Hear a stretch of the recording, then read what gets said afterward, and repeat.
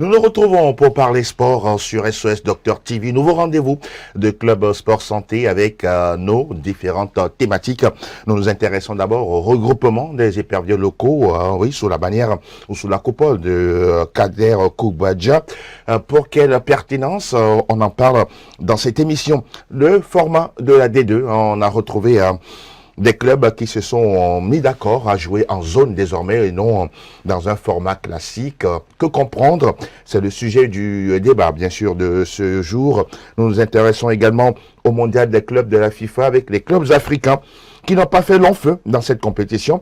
Et nous terminons avec du beach volley, les Togolais qui ont raté de peu le podium de la CAN masculine qui s'est déroulée au Maroc il y a quelques jours. Voilà pour le menu de ce nouveau numéro, le dernier bien sûr de la saison.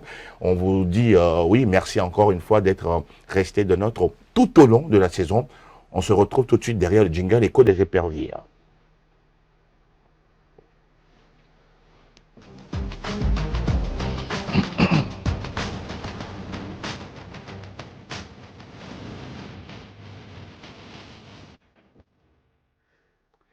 Nous parlons de l'actu nationale, mais avant, nous nous intéressons aux éperviers locaux qui démarrent qui ont démarré, on pourra dire, leur regroupement depuis quelques jours dans la capitale. Et l'on se pose la question de savoir pour quel intérêt, pour quel objectif justement les éperviers locaux de Koubadja Kader se retrouvent. Mais avant, on prend le temps de dire bonjour à nos invités. Charles Danesto, il est avec nous. Bonjour Charles. Bonjour Angelo. Comment vous allez ce matin? Non, mais c'est la bonne forme. La bonne forme. Avec une belle nature. Ah oui, avec des pluies un peu à gauche à droite. Effectivement. Ah bon, vous êtes en pleine forme. Aziz Agor également, salam alaikum. Wa alaikum salam. Angelo, bonjour et bonjour à tous ceux qui nous suivent en ce moment. Comment vous portez-vous? Je porte très bien. Merci également de répondre à notre invitation du jour. Alors messieurs, sur le tapis ou sur la table, c'est de savoir l'écho des éperviers, en parlant bien sûr des locaux qui sont en regroupement depuis quelques jours dans la capitale. Eh bien, qu'est-ce qu'il faut retenir justement de ça, Aziz? Il faut retenir derrière une très belle initiative de la part du sélectionneur. Et il ne faut pas attendre les compétitions avant de pouvoir avoir une idée des joueurs sur lesquels on peut compter. Mais je pense que moi, ce qui me pose véritablement problème, c'est au niveau du nombre. 23 joueurs, je trouve que c'est peu. Parce que dans la situation dans laquelle nous nous trouvons, il faut dans un premier temps avoir minimum un groupe de 35 personnes, 35 joueurs, dans lequel on peut avoir 20 joueurs qu'on peut mettre en concurrence saine. Et les 15 autres joueurs, ce sont des joueurs qu'on a récompensés par rapport à tout ce qu'ils ont pu faire, par rapport à leurs efforts. Et ça doit être des joueurs prometteurs. Des joueurs de jeune âge, de 21 ans, 22 ans. Et après, on pourra voir la suite. Maintenant, c'est vrai, le second aspect de ce groupe-là qu'a composé Kader Koubadja, c'est l'absence de certains joueurs dans ce groupe. Je veux bien parler de Jules Aziamale et de Tchakei Moucheri, le capitaine de l'ASCO de Kara. Maintenant, derrière, qu'est-ce que Kader Koubadja recherche en convoquant ces joueurs qu'il a convoqués? Parce qu'il n'y a pas de compétition à l'horizon. C'est vrai, il n'y a pas de compétition à l'horizon, je venais de le dire tantôt. On ne va pas attendre, annoncer une compétition avant de commencer par chercher les joueurs. Il faut avoir une épine dorsale, il faut avoir une idée sur les joueurs qu'on veut utiliser, surtout qu'on vient de terminer un championnat de 26 journées. Oui. Il faut ce qu'on a fait là, c'est pas mal. On ne va pas attendre une compétition avant d'aller chercher le joueur. Vous appréciez ce qui est fait de la part de Koubadja Kader. Tout à fait. La démarche, elle est bonne. Maintenant, sur le fond, les joueurs convoqués, le nombre, c'est ce que je venais de dire tantôt. Le nombre me pose vraiment un problème. Au moins 35 ou 40 joueurs. Et non 23. Non. La pertinence, mon cher Charles, sur ce regroupement, bien sûr, avec les éperviers locaux. Quelle est votre interprétation là-dessus? Non, mais je pense que, au prime abord, c'est vrai, il n'y a pas une compétition en vue. On s'est dit, peut-être c'était l'occasion pour l'entraîneur de faire l'éternelle revue d'effectifs C'est possible. qui se fait Oui. à l'orée des compétitions. C'est la fin de la saison. Mais quand même, je pense que il a raté la quintessence du travail qu'il allait faire. D'accord. Quand on prend des joueurs qui n'ont pas fait peut-être 10 matchs de titularisation au cours de la saison, quand on prend des joueurs, des attaquants qui n'ont pas dépassé la barre de 10 buts à la fin d'un championnat de 26 journées qu'on convoque en équipe nationale locale, Oui. je pense qu'il y a beaucoup de choses autour de ce regroupement-là. Et pour moi, je me pose toujours la question, peut-être il revient à l'entraîneur seul, De nous expliquer. de nous expliquer l'objectif. Le pourquoi du comment. Oui, effectivement, parce que là, Aziz vient de citer certains joueurs Bien sûr. que beaucoup aimeraient voir en équipe nationale qu'on n'a pas vu. Je me dis peut-être l'entraîneur, il se mélange un peu les pédales. Est-ce qu'il ne veut pas créer quelque chose de nouveau? Quelque chose qui n'a jamais été fait? Parce que oui, là on est en trêve, les joueurs sont pratiquement en vacances, mais lui il décide de les regrouper, de travailler avec eux sur un court moment. Non, mais je pense que sur l'idée proprement dite, il n'y a pas tellement à faire polémique. D'accord. Mais je pense que c'est plutôt l'effectif Oui. qui a été appelé, c'est l'effectif qui pose problème. Vous auriez aimé qu'il soit au moins 40, 45, voire plus peut-être. Moi, je ne Pourquoi parle même pas de 45. D'accord. On dit généralement que l'équipe nationale, ce sont les meilleurs du moment. C'est ce qu'on dit. C'est vrai. D'habitude. Ce sont les meilleurs du moment, mais il arrive aussi que ce n'est pas à tous les postes Oui. qu'on a les meilleurs. Les meilleurs, bien sûr. C'est que l'entraîneur, il a déjà des idées figées sur certains joueurs et sur certains aspects, il veut que ça soit amélioré. Maintenant, quand vous prenez cet effectif-là qui a été... Pour vous, c'est limité. très, très, très limité. 23, c'est trop limité selon vous. Non, mais je ne pense pas de limiter. Moi, je parle de la qualité même du groupe. D'accord. Pour moi, c'est-à-dire qu'il y a des joueurs qui ont... C'est-à-dire qui... Pas des révélations, mais unanimement, tout le monde est d'accord sur certains joueurs que ces Ils doivent joueurs-là... être en sélection à prime. Malheureusement, D'accord. ce sont des joueurs qui n'ont pas disputé assez de compétitions. Oui. Et quand vous voyez, c'est que l'équipe nationale locale se regroupe autour de ASCO et ASK.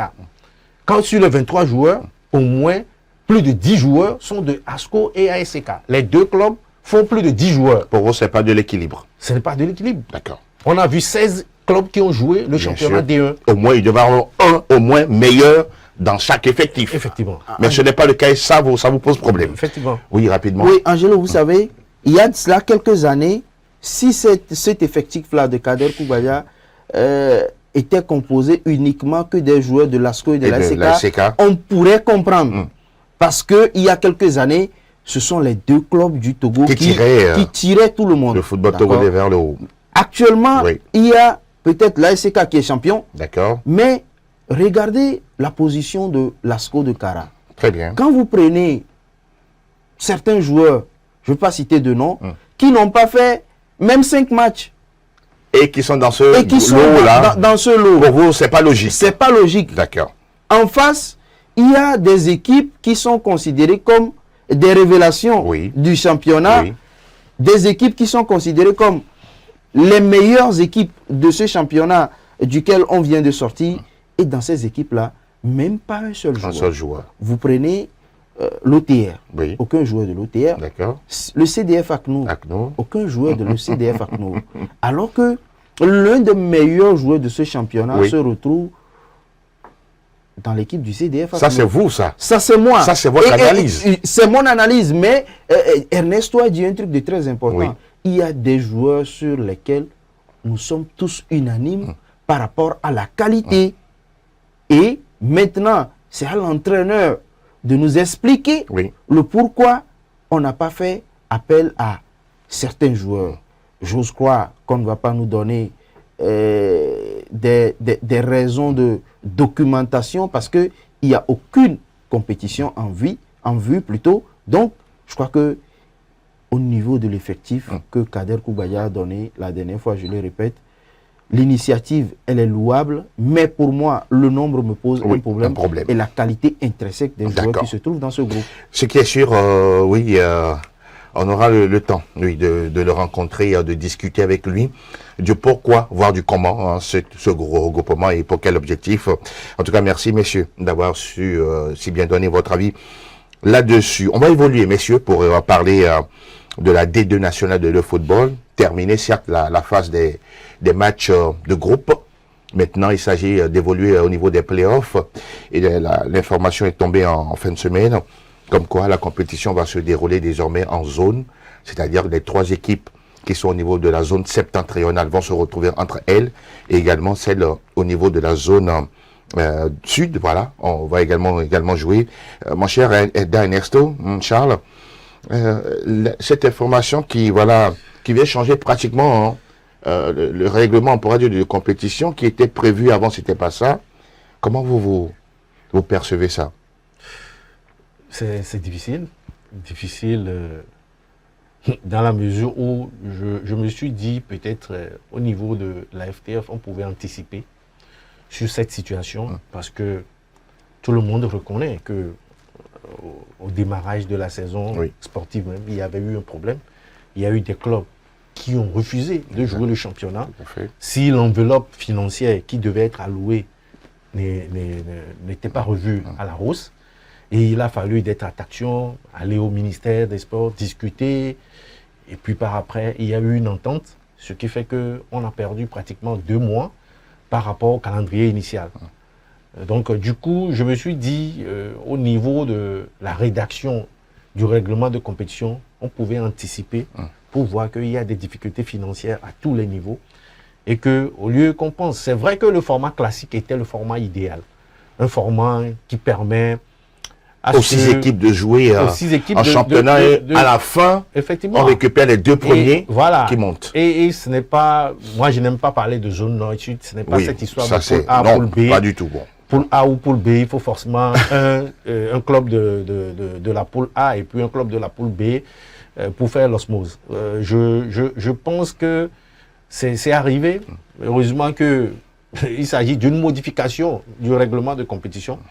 Les dirigeants de ces 6 clubs-là, eux tous, ils font face à une difficulté financière. Rappelons que eux tous étaient à la table pour discuter. Et c'est une décision, on pourra dire, consensuelle. Effectivement. Du moment où c'est une décision consensuelle, je pense que c'est pour le bien du football togolais. Mais quand même, de façon pragmatique, je pense que ce n'est pas bien que, en cours de compétition, qu'on s'entende pour modifier les règlements de compétition. C'est pas bien. Je pense que pour les prochaines fois, il est très important que l'État puisse faire encore des efforts. C'est vrai qu'on a fait un constat cette année que l'enveloppe financière allouée aux différentes fédérations nationales sportives a été revue à la hausse. Mais il est vraiment très important qu'au niveau du football, parce que quoi qu'on dise aujourd'hui, c'est le football qui est l'œil. L'œil de la nation. Sinon le miroir. Le miroir de la nation au plan international. Et il faudrait qu'on fasse les choses en bien comme les autres. C'est vrai, on a commencé par parler de ce football professionnel. Oui. Ce n'est pas aujourd'hui. C'était pratiquement, ça fait déjà 10 ans qu'on a commencé par parler de cette histoire. Jusqu'à cette année, beaucoup ont cru que ça allait prendre. Mais malheureusement, on est resté et à voir tel que les choses avancent, ça veut dire que la saison prochaine, on sera encore dans un championnat amateur et ça ne nous arrange pas. Parce que quand vous voyez dans nos environs immédiats, au Bénin, au Ghana, au Burkina, ça va vite. Très très vite. Et les résultats, les performances, on les perçoit. Encore un souci lié forcément à l'argent qu'on modifie justement ce format-là. Quel est votre ressenti là-dessus? L'éternel problème du football togolais, sinon du football de façon générale, c'est triste vraiment de modifier un truc comme ça au cours de la compétition parce que ça casse le rythme, ça casse l'élan de certains clubs parce que vous imaginez, ça fait 3 semaines qu'on traîne, les 6 équipes qui devaient jouer les playoffs sont connues depuis. Et ça fait 3 semaines qu'ils sont à la maison. Et d'autres sont obligés de faire des matchs amicaux avec tout le risque qu'il y a derrière. On peut perdre des joueurs clés, on peut il y a beaucoup de choses qui peuvent arriver. Mais il faut une fois encore dire peut-être félicitations à la fédération, où la fédération a trouvé le meilleur créneau, je ne sais pas, de réunir les présidents de club. Ça a été un consensus. Maintenant, il faut aller jouer. Mais derrière, il faut rappeler, sinon il faut reconnaître que cela on ne mesure pas vraiment les joueurs. Parce que si vous allez jouer uniquement entre vous dans la zone nord, ceux de la zone sud vont jouer entre eux, on n'a pas véritablement ce baromètre-là pour jauger la qualité, le niveau des joueurs. Mais on est obligé de faire avec. Je crois que prochainement, il va falloir voir cet aspect-là et trouver un moyen pour réorganiser nos compétitions, que ce soit la première, la deuxième, la troisième division et d'autres championnats, notamment le championnat féminin, reporté au 25 juillet, hein, si je ne me trompe pas. Tout à fait. Donc, je crois qu'il va falloir réorganiser tout cela. Et avant même... Pour vous, il est temps hein, qu'on change. Il est temps qu'on change. Je ne dirais pas qu'il est temps qu'on passe au professionnalisme, mais il est temps de refaire les choses autrement. Avant d'espérer aller vers le professionnalisme. Vous le ditiez bien, parce que quand on considère la poule A, par exemple, on a 3 équipes, Dito, Agaza et Maranatha, et elles vont jouer entre elles. Le premier de cette poule se qualifie pour le champion, la D1 nationale. Au niveau de la poule B, on aura Semassi, Kakadel et puis US Koza. Elles aussi vont disputer leur mini-championnat de l'autre côté. Et le meilleur ou la meilleure équipe se retrouvera en première division. Ce n'est pas ce qui était prévu au départ, mais bon, on fait avec. Oui, Angelo, il y a un aspect qu'on ne doit pas oublier. Oui, vous savez, le fait de jouer en zone nord et en zone sud, je crois qu'il est temps d'arrêter cela. Il faut vraiment arrêter.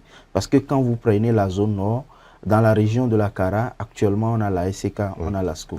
Si jamais l'US Koza arrive en première division, ça fera 3 clubs. Ça fait 3 clubs dans la même région. C'est pas du tout bien. Ah oui. Vous voyez, c'est pas du tout bien. Semassi avait déjà vécu ce problème-là avec TAC et Unisport, ce qui fait que les talents sont tellement éparpillés et tout. Ce n'est pas ça. Ce n'est pas ça. Donc il faut revoir le format dans lequel on joue. Parce que moi j'ai très peur. Parce que quand vous voyez les équipes du Nord, vous aviez parlé de l'US Koza, Semassi et Kakadel. Vous voyez, c'est un peu difficile. C'est un peu difficile. Si on veut considérer même que l'AS Bina se trouve dans la région de la Kara, on risque d'avoir 4 clubs dans la même région. Ce n'est pas du tout bien. Donc, il va falloir revoir l'organisation au niveau de la Fédération togolaise de football. Très important. On rappelle que la première journée de ces matchs de play-off zonaux, voilà, ce sera à partir du 6 juillet. On aura bien sûr l'occasion de pouvoir justement vous informer au temps opportun pour la suite. Avant de parler bien sûr du mondial des clubs, on va faire un tour du côté de la régie pour avoir le jingle instant débat. Et derrière, on parle du mondial des clubs de la FIFA où les clubs africains qui étaient en lice sont tous passés à la trappe. Le premier tour, ils n'ont pas été admis. Voilà, ils ont été récalés. On se retrouve tout à l'heure pour le débat. À tout de suite.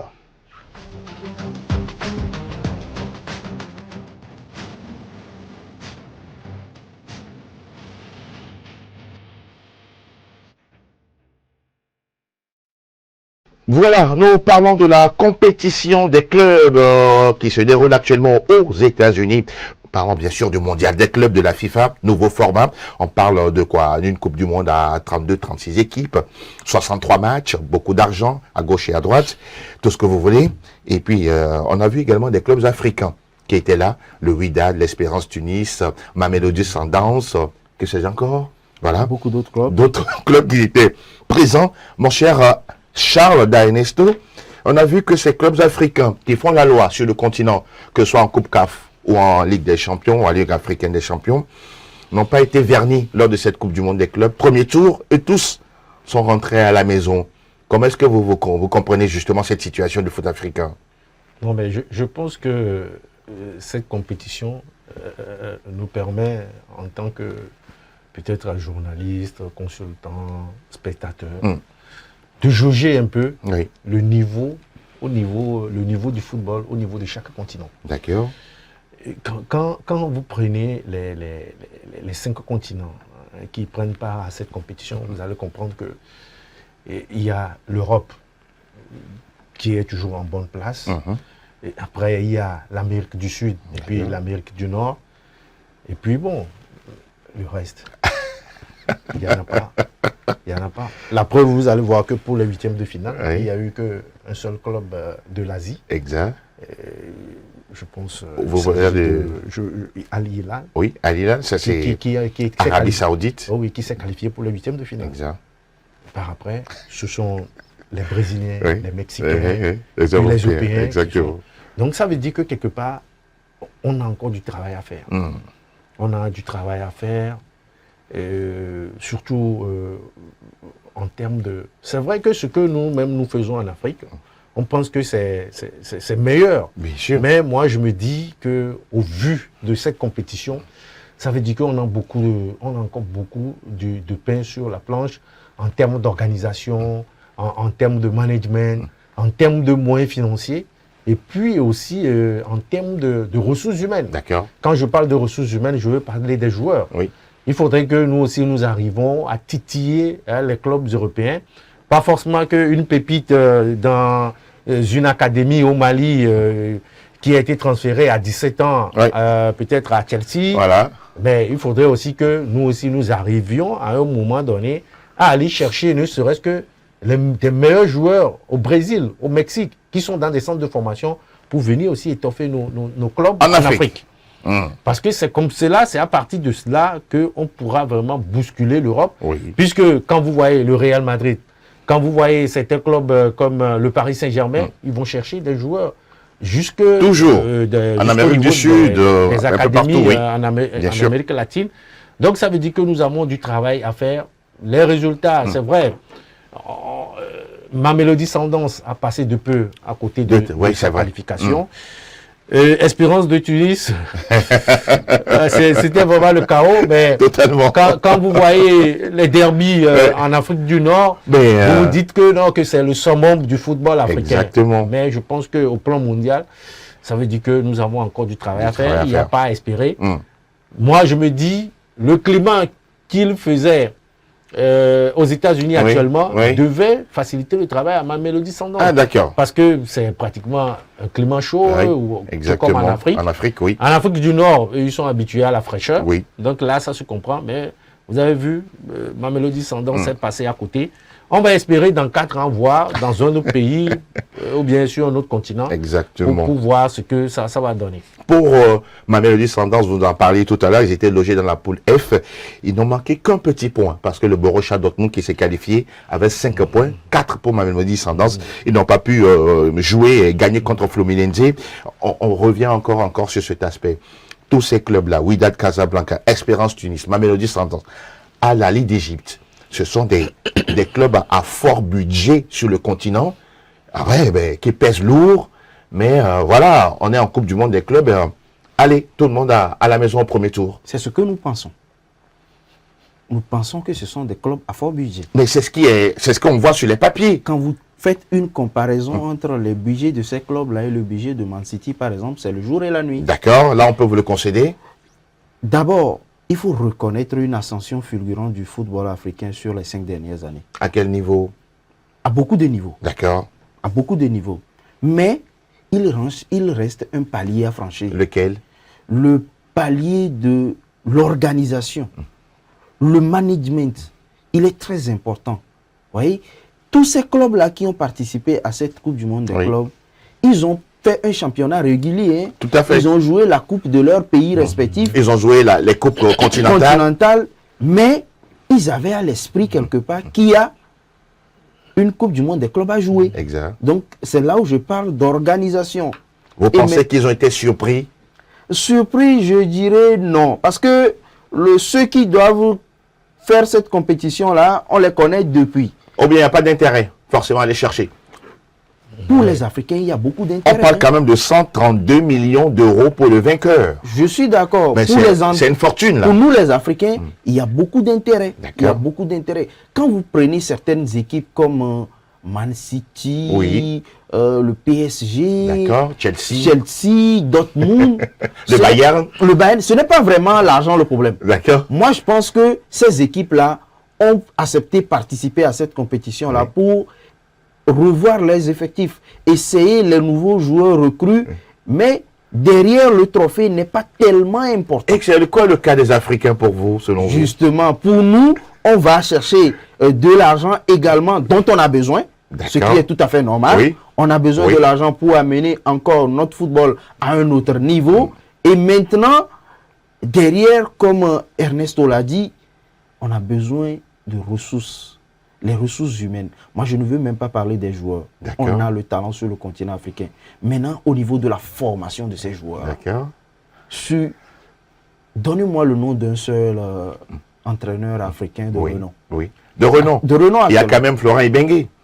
Il est seul.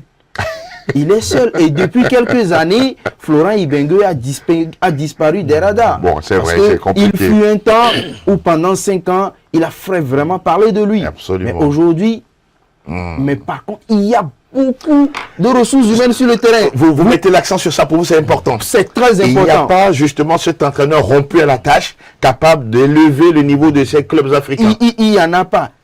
Mais vous allez voir La que preuve, hein, quand vous prenez Wydad, Espérance Mamélodie, c'est tous des joueurs, des entraîneurs étrangers. étrangers. Espagnols, Maintenant, marocains, tout ce que vous voulez. l'autre côté de la chose, Yaya Touré, Oui. L'ancien Kolo état- Touré plutôt, Kolo international Touré, ivoirien. l'ancien international ivoirien, Oui. qui fait partie provisoirement du staff de Pep Guardiola. Exact. Et tout le continent africain souhaite qu'il puisse intégrer définitivement ce staff, staff-là pour la prochaine saison. C'est que il y a véritablement un problème. Il n'y en a pas sur le continent. Oui, c'est très Mais rare, très, je très crois rare. que avec le temps et avec le sérieux que certains anciens joueurs sont en train de mettre par rapport À la à leur formation. formation, Oui. je crois que Ça va venir. dans 10 ans, on aura des 10 ans. entraîneurs. Oui, dans 10 ans, on aura des entraîneurs. Justement, il y a un petit nom qui m'est venu tout de suite à l'esprit. Il y a quand même Walid Regragui du Maroc. Walid Regragui, je suis d'accord, mais il est limité. D'accord. Je vous comprends. Maintenant, quand on passe ce premier tour-là, voilà, comme justement une poste à la lettre, est-ce à dire que nos clubs africains, voilà, en matière de jeu et de qualité sont faibles? Non, je ne pense pas. En matière de qualité de jeu, je ne pense pas. Vous savez, il y a l'expérience qui joue beaucoup dans ces genres de compétitions. Comme nous l'avons si bien dit, Oui. vous avez vu le format de la Champions League cette année. Oui. C'était un nouveau format où Exactement. moi, particulièrement, je ne me retrouvais même pas. D'accord. Et c'était un format aussi qui a fait que de petites équipes Oui. se sont révélées. Comparativement à nous, notre Champions League africain, vous allez voir que c'est toujours le même format. Oui. C'est toujours pratiquement les mêmes clubs qui se retrouvent à un stade donné de la compétition. Pour ne pas dire en demi-finale ou en finale. Voilà, c'est-à-dire que même dès lors qu'on commence la compétition et que ces équipes-là ont réussi à franchir le premier tour, vous vous dites que forcément en quart de finale, Ils seront là. on peut avoir cette combinaison. D'accord. Et comparativement à l'Europe, il y a une différence. Mais en termes de qualité de jeu, je pense que nous n'avons pas démérité. D'accord. J'ai eu la chance Et il n'y a de pas eu suivre- des scores ridicules, en tout cas, pour les clubs africains. hein. Oui, j'ai Même eu la si- chance de suivre le match là, Al-1 contre Oui. Wydad. Oui. Mais c'est-à-dire c'était un jeu ouvert. Et le club de Labafodo, bien sûr. Oh oui, celui c'était un de jeu. l'Ivoirien Aziz Ivoirien Ki. Aziz Ki, oui. Voilà, c'était un jeu ouvert où vous allez voir que c'est sur de petits détails. D'accord. C'est pourquoi je parle d'expérience. D'expérience. Donc, disons que c'est sur de petits détails, Oui. de manque d'expérience, que nos clubs, peut-être, ont eu cette mauvaise chance.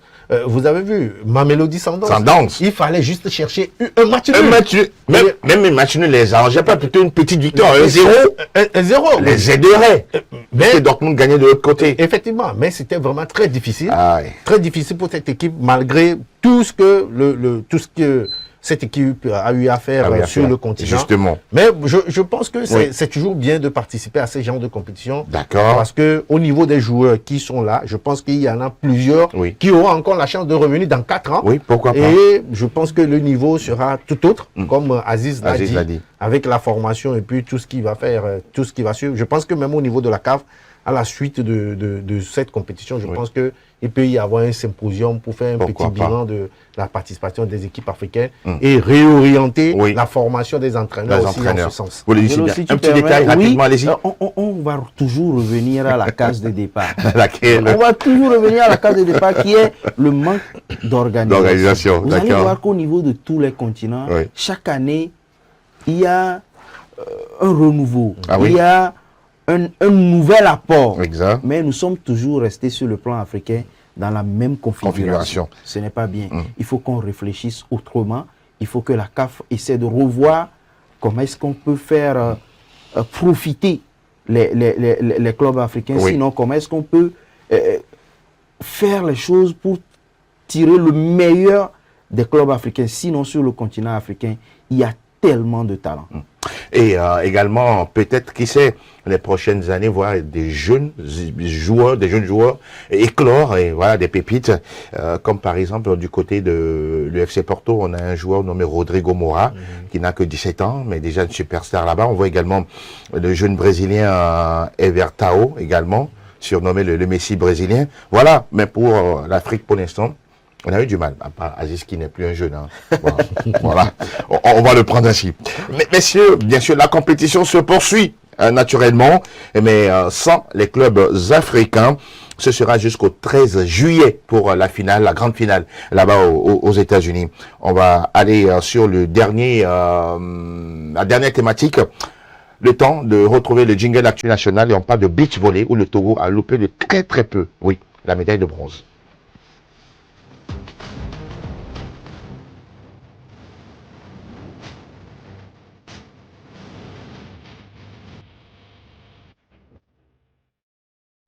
L'équipe togolaise, oui, masculine, bon, féminine également, les deux étaient du côté de Martil au Maroc pour disputer la CAN, la Coupe continentale, bien sûr, de beach volley, voilà, le volleyball qui se joue dans le sable, sauf que les dames ne sont pas allées loin, mais les hommes, en tout cas, ont fait mieux, pour ne pas dire, c'était pas mauvais, mon cher Charles, ils sont tombés sur le Mozambique, hein, dans ce match où on devait aller chercher la médaille de bronze, 21-15, 21-14. Nous avons pris le temps d'échanger avec justement un des joueurs, par exemple Kofi Kotoka, qui nous disait qu'à un moment donné, ils étaient tellement épuisés et c'était compliqué. Bon, le Mozambique est passé pour prendre la médaille de bronze.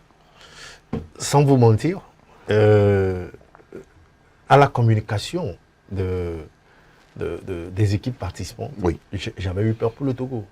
Parce que comparativement à la précédente édition, oui, je pense que cette année, il y a eu beaucoup de pays qui se sont inscrits. On a eu 114 paires masculines. Oui. Et je dis, est-ce que nous sommes en mesure, ne serait-ce que, de pouvoir rester à notre 4e place? J'avais eu peur.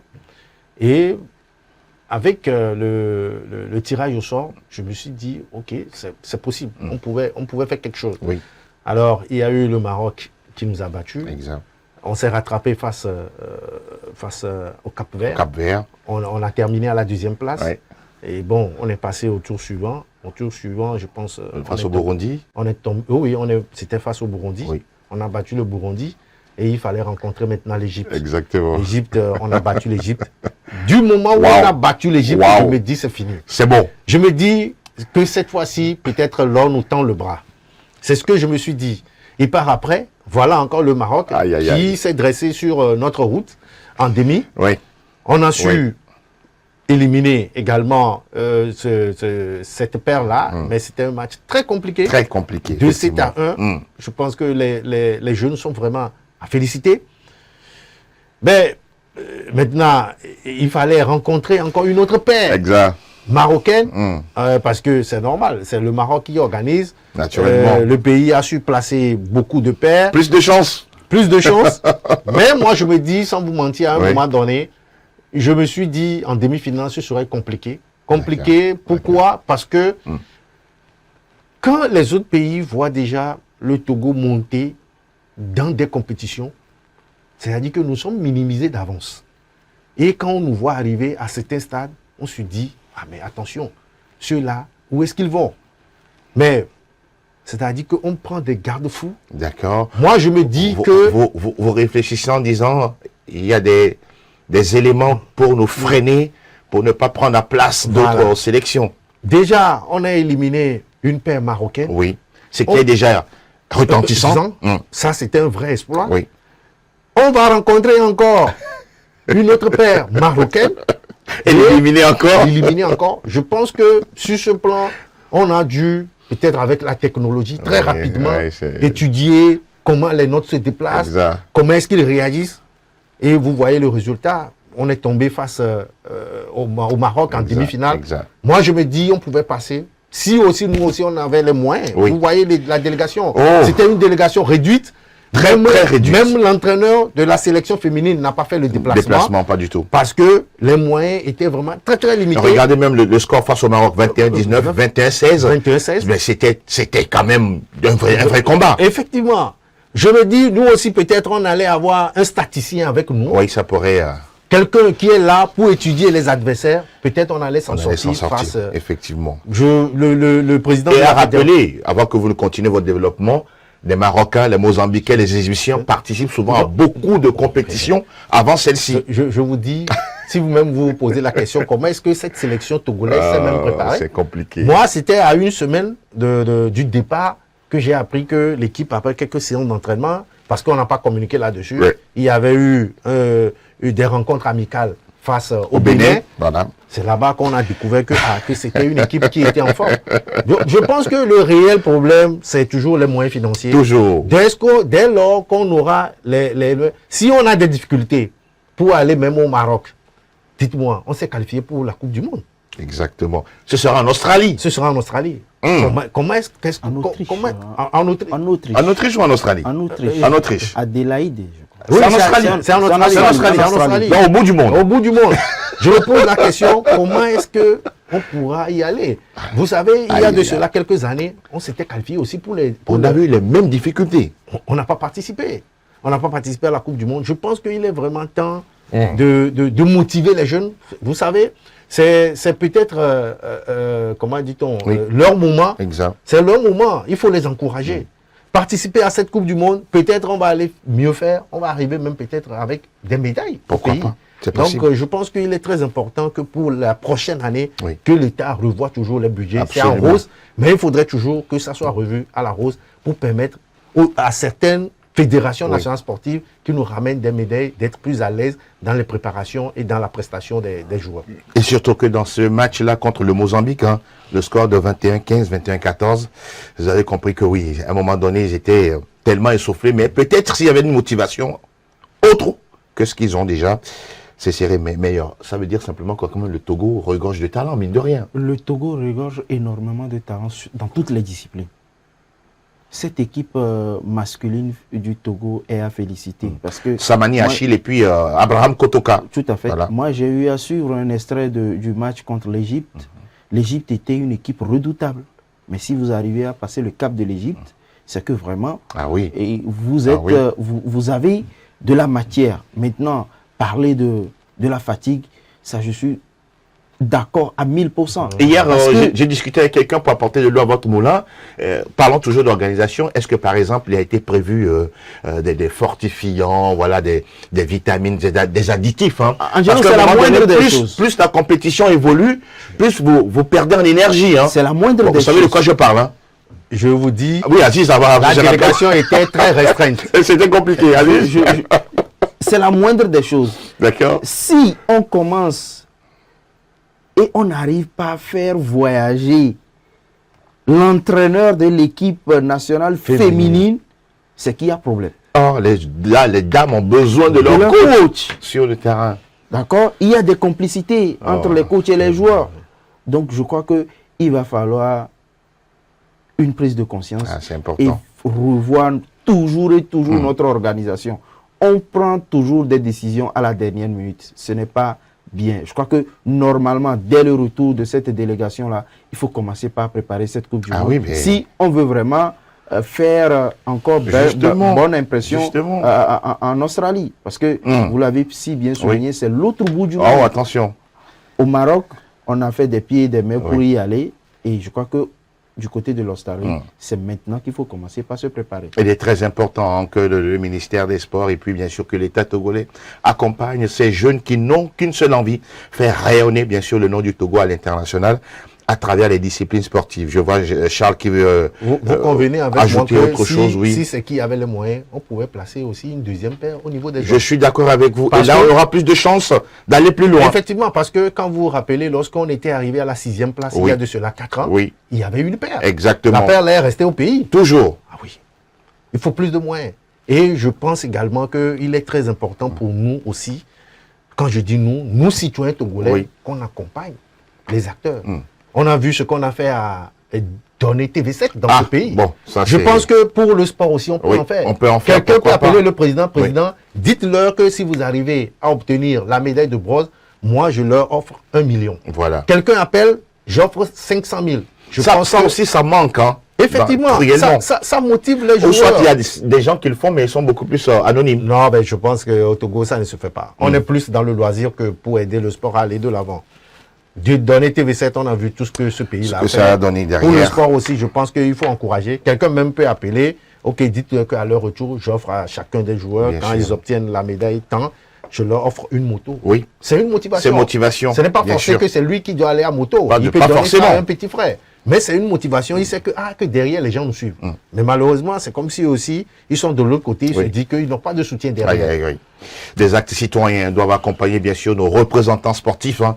Ils ne demandent que ça. Ils ont en tout cas le talent pour, mais il faut les mettre dans les meilleures conditions pour leur permettre de vraiment évoluer. En tout cas, la compétition a pris fin hein, depuis hier du côté justement de ce pays qu'est le Maroc, avec naturellement le Maroc qui a pris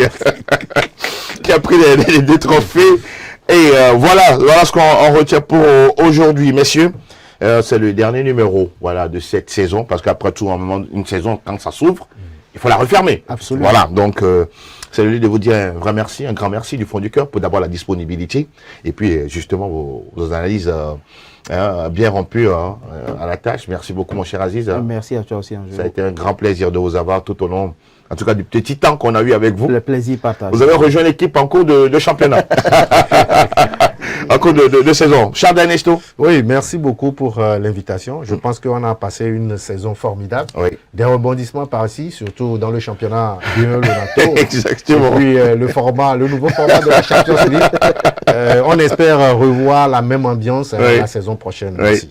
On prend également le temps de remercier tous nos invités qui ont l'habitude de passer sur ce plateau. Etienne Tengue, Delaïté, David Oloni, le coach Sena Fiaboué. Je peux même en oublier d'autres. En tout cas, recevez nos mots de gratitude hein, pour votre disponibilité et surtout votre apport, votre accompagnement. Nous n'oublions pas également nos amis, les téléspectateurs et internautes qui nous suivent ici en Afrique et partout dans le monde, sans oublier également de faire un grand clin d'œil à nos équipes techniques, notamment avec Patrick, Sylvain, Fernand, Apollinaire et tous ceux qui travaillent autour justement de cette émission. On va proposer d'autres contenus hein, pour les semaines à venir, mais pour aujourd'hui, on va refermer les portes et se souhaiter une meilleure santé, voilà, et on va se retrouver très très bientôt pour parler sport sur SOS Docteur TV. Messieurs, encore une fois, merci à vous et on se dit à très bientôt. À très bientôt. À très bientôt. Allez, ciao, bye bye.